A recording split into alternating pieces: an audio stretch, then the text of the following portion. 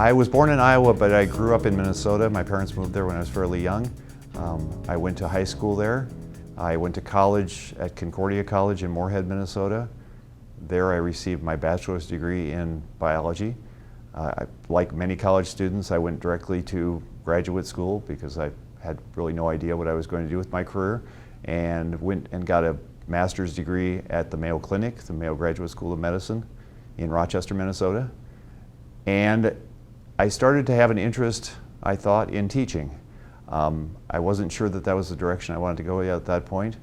So I took a job as a food scientist in Minneapolis, was there for a couple of years.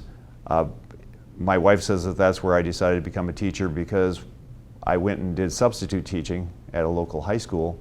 They would call me at 5 o'clock in the morning after I had been working till probably 11 o'clock the night before and ask me if I would come in and substitute teach, and I always said yes. It was just something I really enjoyed doing, despite the fact I would usually just finish up maybe 3 o'clock in the afternoon and go immediately to my other job, and then sometimes wake up and repeat the process again. So I knew if I really enjoyed doing that much, perhaps that was the thing I should do in the long run. At my last job, when I taught at the boys' high school, the principal there, Brian Osborne, he had been the biology teacher before me and was a great mentor in many respects. I knew I had an ear that I could bend if I needed some advice on how to do the teaching. He had a wealth of information regarding both teaching and administrative experience, and has been just a good friend to me throughout all these years. I was fortunate enough to have a lot of good teachers throughout the years. I guess that's part of going to school for so long. But I think probably my two favorite teachers were both high school teachers, one of which was my biology teacher, a fellow named Roger Fulvin, who recently passed away, and probably had the greatest impact on the way I teach biology in particular. He was my biology teacher. He had a quirky sense of humor, which some people I say I have as well. And the other one is still teaching. His name is Paul Goodnature, and he was not a biology teacher or a science teacher at all. He was an English teacher that I had. I think probably more than anyone, he impacted me in terms of his passion for teaching. You really got the sense that he just loved being there and loved imparting information and sharing time with students. I would say in terms of getting a teaching high of sorts, it's really when a student gets it that didn't previously understand something. I think for a lot of instructors, that's what really motivates them, is that they see a student who struggles and struggles. They give them some kind of a hint, some kind of a helpful nudge, and somehow it gets them over the top. And when they finally really understand the subject, it's very rewarding as an educator to see that happen, to see that glint in their eye that they really get what you're talking about. I would say yes. I don't think that I look at other people in other jobs and see sometimes the dread in their eyes when they're thinking about going to work the next morning, and I don't feel that. So I feel like I must be in the right occupation if I wake up in the morning actually looking forward to coming in and seeing students every day and getting ready to start a new school year, looking forward to that. You know, I don't get to the end of summer dreading coming back to see students. It's something I'm excited about and interested in seeing. In previous places where we had lived, I had taught community college and I had taught high school. So I had a knowledge of both environments. I had been, as I said, about 11 years just previous to this teaching in high school. The opportunity presented itself to move on and maybe advance myself, challenge myself. And that's probably the major reason why I came here, is because I felt as if I had done what I had done for a while, and I felt as if perhaps I wanted to try something different and move on.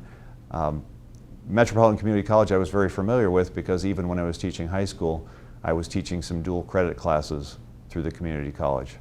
So I had taught some of the courses that we currently offer here at Metropolitan Community College, and I felt as if it was an environment that was, well suited to my style of teaching and the sort of people I wanted to reach. I think Metro is a great place to teach because we have such a diverse student population. We have many students who are as young as high school age that are here taking a few classes. We have students that are considerably older that are here to retrain, to learn something new, and it's rewarding in imparting information to all of those people. I think it would be nice, well, a couple of things. I think it would be nice if they thought of me in the way that I think of those teachers that I had, that I really enjoyed or learned a lot from. That would be a big plus for me as a teacher, to know that I had an influence on their lives, and to really gain an understanding of biology and science and why it's so incredibly important to what we do. And of course, a lot of students that we train here go on to have careers in science or health. So if it's helpful to them in that environment, that would be a good thing. Well, I would hope that they would say that they could tell I was trying hard and that I was really working for their benefit, and that it had some impact on their life, a positive impact, I hope. That they learned a lot about science, that they learned about biology, and that they felt that I was genuinely interested and excited about teaching them. I was talking the other day with a friend about the instructional technology courses I took when I was training to be a high school teacher in the first place, and they got quite a chuckle when I started to say, yeah, we learned how to make transparencies, we took letters and we embossed them onto the transparencies, we took a camera box, took a picture, had slides made. Students don't even know what a slideshow is or a carousel. To them, slideshow means PowerPoint. But actually physically make slides, put them into a carousel, advance through slides with students. And of course, I didn't see that it would be totally different by the time I get here. I try to stay current on technology. I use a lot of it in my classroom. All of my presentations are computer enhanced with lots of video or other animations incorporated. This last summer I wrote a proposal and got a set of classroom iPads, so I'm slowly incorporating that into my agenda as well, putting the iPads into the lecture hall, but also then using the iPads in the laboratory setting to gather data, to analyze data.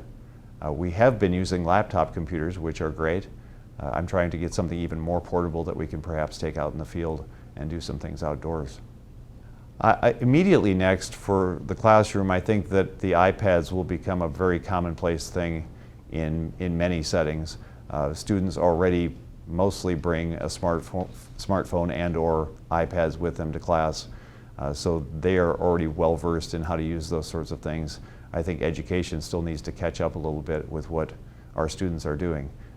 I think Metro has been very flexible, very cooperative with me in helping me to bring those things into my classroom as well.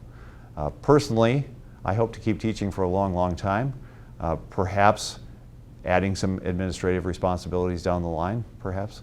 And I'm trying to improve myself to that end, in that I just got accepted into an Ed D program at Creighton to try to pursue those additional interests. I think the challenge of any school, and in particular a school like Metro where we have such a diverse population, is to appeal to everyone. You need to find some way to teach to a number of different learning styles. Some people are very auditory, some people are very visual, some people are very kinesthetic and need to manipulate objects. I think things like the iPads, the presentations, all work very well to enhance that presentation and bring that around to more people. So I see that as the single greatest challenge. And since we have a very interesting population of students here, that's a particular thing that I want to work on. I'm sure I have a lot of little quips and quotes that I come up with periodically during class, but one of my favorites is a proverb. I don't know who to attribute it to, but it's teachers open the door, but you must walk through. And I think that really summarizes how education should work. You know, teachers are there, they're facilitators, they're helpers, they're leaders, but ultimately the learning falls on the student. And you need to be able to be prepared to tell them different ways in which they can make the learning more effective and more meaningful for them. My name is Alan Wasmoen, and I teach at Metropolitan Community College, mostly at the Elkhorn Valley campus. I'm in the biological sciences, so I teach a variety of biology courses.